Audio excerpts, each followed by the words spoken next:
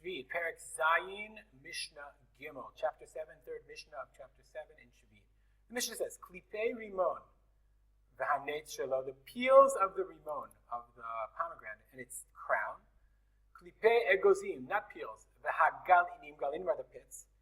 Yesh Lem Sheviit, Uludumehem Sheviit. They have Sheviit and their value also. If you sell them, if you sell the peels for whatever reason, the other value also has Kedushat Sheviit. And the Bartanura says, why all these things? Okay? Kol Hanit Sovim Bem, all of these are used for dyes, which makes sense in the nuts and the nates and the klipim and the peel of the pomegranate. All of this is lost on us today, but they didn't waste, literally they wasted nothing. They used everything and they wasted nothing, and it all had value. Why about Galinim? What about the Garinim, the pits? He says, the Bartanura says, interestingly, he says, Garine Peirot, fruit pits, Kegona Garinim Shebezeitim, like the Garinim, like the pits of olives, Shemotziim Hem Shemen, that they have oil come out of them. You can still extract oil. They even used the pits and extracted the oil. Megarine Tzmarim, date pits, Sheboim L'machal Behema. So these are things that had value to them, and for this reason, the pits have Kedushat Sheviit, and their value is Kedushat Sheviit, and they also have Bia. They're considered like the fruits themselves. Mishnah continues, Hatzava, let's say I'm a dyer, D-Y-E-R, I dye things with the fruits of the peel, the orange peel. I take the orange peel and I make it a beautiful orange dye.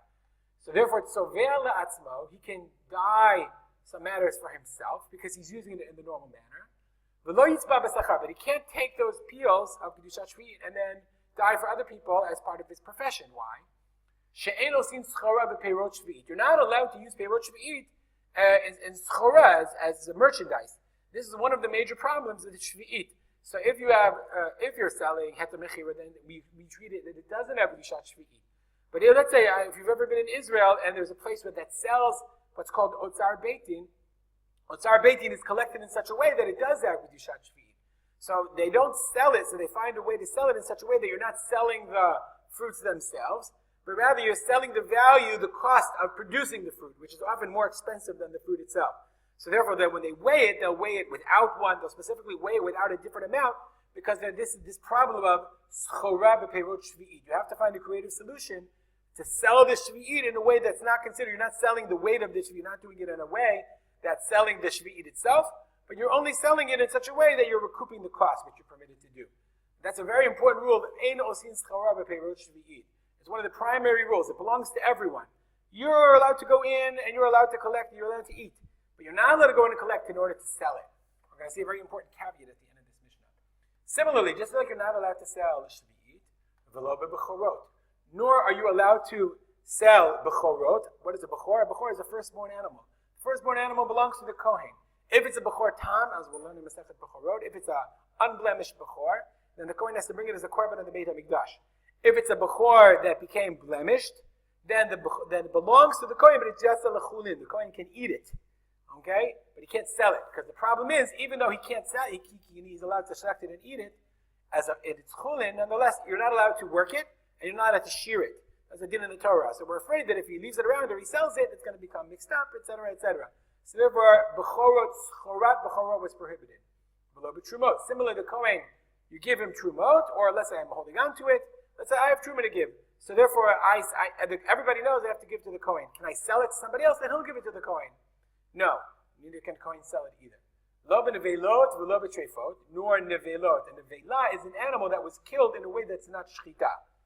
A treifa, on the other hand, is an animal that was shechted properly, but it was sick or it had a blemish that would cause it to die within the year.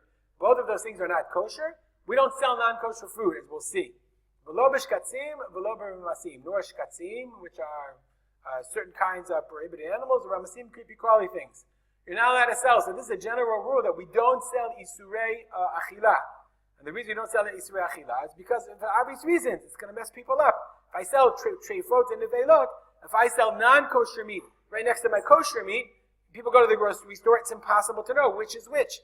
Even with today's modern systems, and especially think back today without the labeling, meat looked like meat. So therefore Chazal prohibited people to sell nevelot and treifot.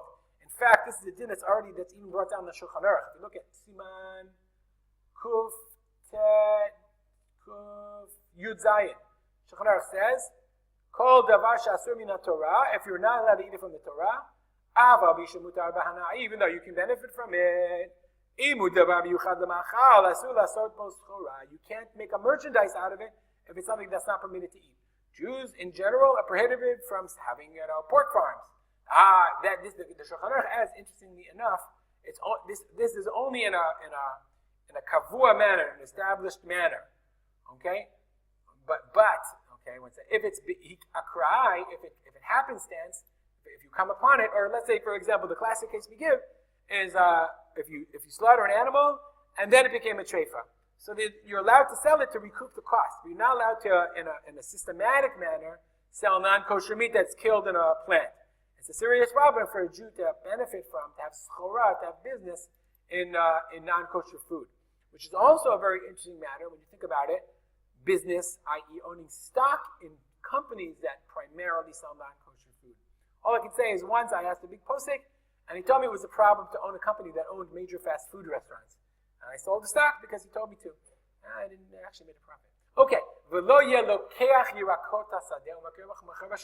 You can't neither buy nor actually collect either. Okay, fruits of the field. Okay, and sell them in the shuk. You're not allowed to sell produce of Sheviit in the market. Aval hu loket, he is allowed to collect for himself. And his minus and his son can sell on his behalf. I'm not entirely sure why this is permitted. Okay, the commentaries explain. Okay, he can't. Aval shebeno mocher yado. Okay, when his son sells on his behalf,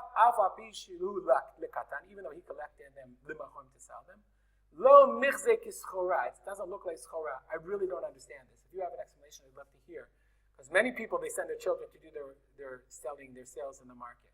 Nonetheless, as the Mishnah will finish, okay, lakach la'atzmo v'hotir, but if you took for yourself from the fields, okay, and v'hotir, and you have left over, then mutar l'mochlam, you're allowed to sell them in an unofficial manner, because that's obviously, you don't want it to go to rat, you're allowed to sell it, as long as people understand. Remember, not only do you have to tell them that it's Kedushat Sheviit, you tell the person, remember this is Kedushat Sheviit, and the money also has Kedushat Sheviit and has a requirement of biur. Okay? So no matter what you did, both the money and the produce retains the Kedushat Sheviit. We'll stop here. If you have any comments or questions, email me at arspoto@gmail.com. We'll dedicate the learning to the memory of my father, Harav Simcha ben Yitzchak Kalman. Have a great day.